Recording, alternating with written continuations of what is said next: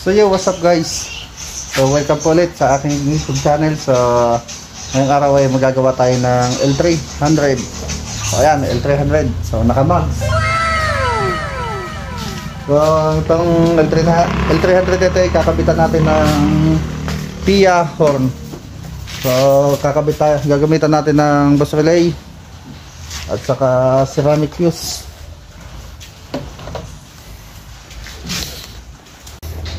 So ang L3 na ito ay modelo sa 2020 model.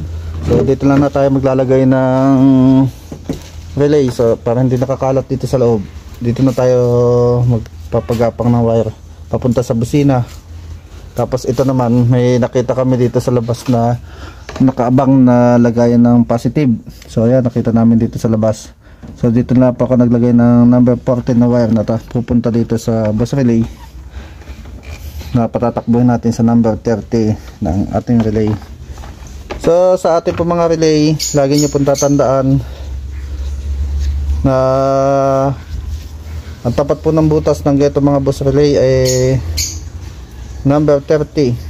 So siya po yung main supply na nanggagaling sa ating battery.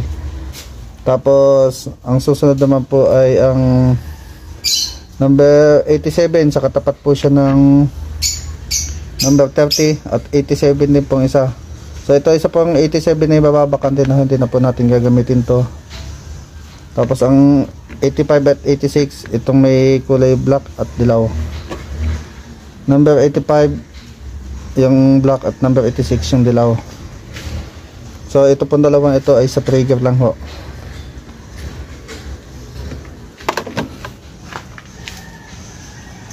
At syempre bago tayo magpatuloy, kung hindi ko pa pala nakasubscribe dito sa aking YouTube channel, baka pwede naman po pakisindot ng subscribe button dyan sa baba ng aking video. And syempre huwag natin kalimutang i-shout out yung isang pro player ng Mobile Legends. Yan, pro player, siya daw po ang papalit kay Chakno. Pangalan mo? Owen sir. At ito po ang pinagmamalaki ng Masagana Subdivision.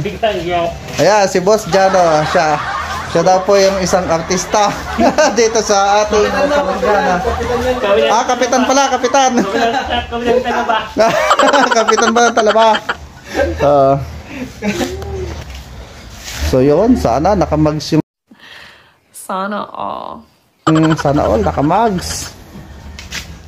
So wala pa ho yung PIA horn dito, kinukuha pa po sa kanilang shop dahil sila ay merong auto supply na. One eternity later.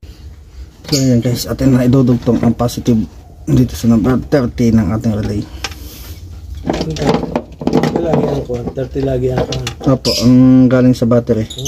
Yung 87, 85. Yan po yung pumupunta sa mga accessories sa busina o sa ilaw po.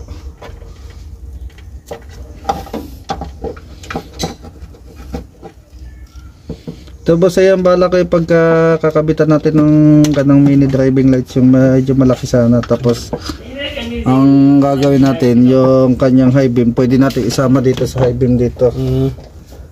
Bali, double relay po ang gagamitin natin sa kanya para, kasi po negative trigger ang switch dito eh. Mga lahat ng tumatakbo sa kanya galing sa switch puro positive, ay puro negative. So ayan guys, kung magdudugtong kayo ng mga wire, geto ng po ang inyong gagawin. So tansyahin lang nyo po yung may allowance dito. So Western Union po ang gagawin yung pagdudugtong. Ang tinatawag na Western Union. So pagka ganitong klase pong dugtong, kahit hindi na ho kayo maghinang, hindi na po bibitaw yan.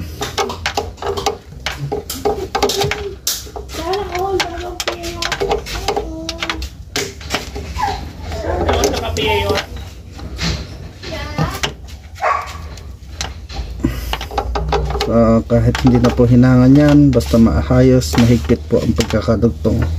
Medyo ganda lang po ang pagbabalot ng tape para iwas po sa grounded.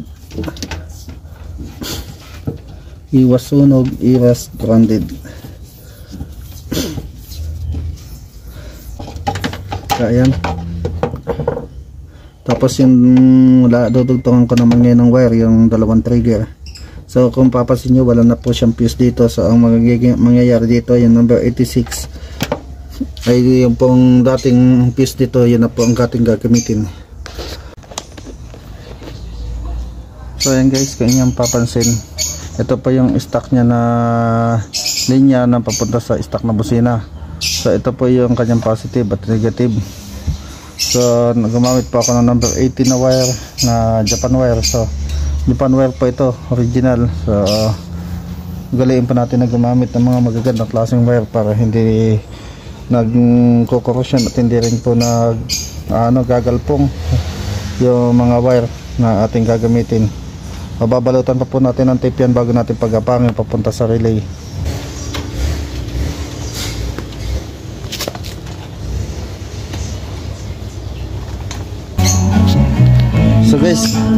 So guys, ayan, kung nakikita nyo, ito na ho yung tumakbo papunta sa unahan, at ito na ho yung kanyang trigger, yung dalawang number 18. So isa po dyan ang positive at isang negative. Kapag kakabit po nito sa relay ay hindi na, wala pong problema kung magkaalin dito ang number 85 at number 86 sa positive at negative manggagaling sa trigger. Ang mahalaga yung number 30 at number 87 ay ang papunta sa galing sa battery, at ang number 30 ang galing sa battery, at ang number 87 ay siya ang pupunta sa busina. So dito po yan nakakonect sa isang malaking wire nito na number 14. So okay po, at ating assembly na. So sa pagka nag-electric siya, may dalawang klase po akong tape na ginagamit nito tape, isang kulay green at isang kulay blue. Ang kulay blue po siya pong ginagamit ko sa pagdudugtong dahil mas makapit ito kumpara sa green. Ang green naman po ay pinambabalot ko lang sa mga wire. So ito isang number 87 ay mababakante na ho ito, hindi na ho ito kailangan. At itong lang pong number ating gagamitin. So ganyan po ang coding ng mga boss relay. Hindi yan katulad ng mga transparent relay na may normally open at normally close. So yung po tinatawag na switching relay.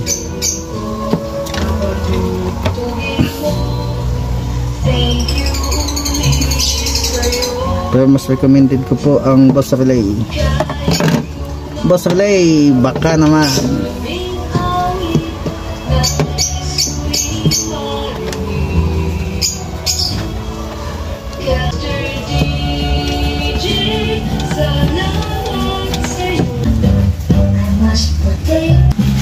So ayan guys, ngayon na po yung kanyang boss relay. So diyan ko na po i-enable tayo dahil wala po mapagsabitan dito na clip. So hindi na, staple naman po siya dito.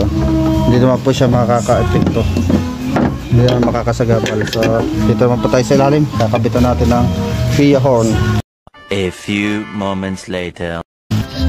So yan guys, update pa sa aking ginawa. Ito na po yung kanyang PIA horn. So ayan, naka-install na po. Ito na po yung wire na nanggaling doon sa taas. So ayan, naka-spring pa ho. Dahil medyo mahaba na konti yung wire, in-spring ko na ho. Malaking bagay din po pa nakagetong spiral ang spring ang wire para hindi siya na kahit bumibrate siya, hindi siya mapepersa, mabatak, mahila. So ayan, gumapang po yan pailalim. Tapos ito na po siya. And okay, hanggang dito na lang po ang aking video at maraming salamat sa inyo walang sawa ang pagsuporta sa aking YouTube channel.